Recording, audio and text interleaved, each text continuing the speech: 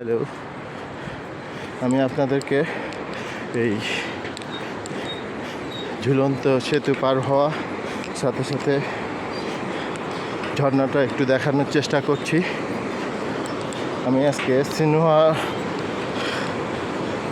Lower সিনোয়াতে থাকবো হয়তো, তবে যদি আপার সিনোয়াতে আমি উঠতে পারি এটা আমার জন্য অ্যাডভান্টেজ, কারণ আজকের পথটা ছিল আপস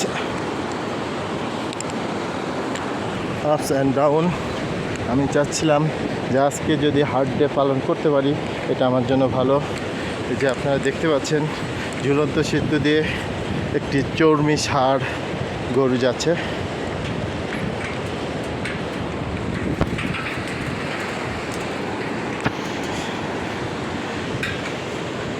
আমি ফলটা দেখানোর চেষ্টা করলাম।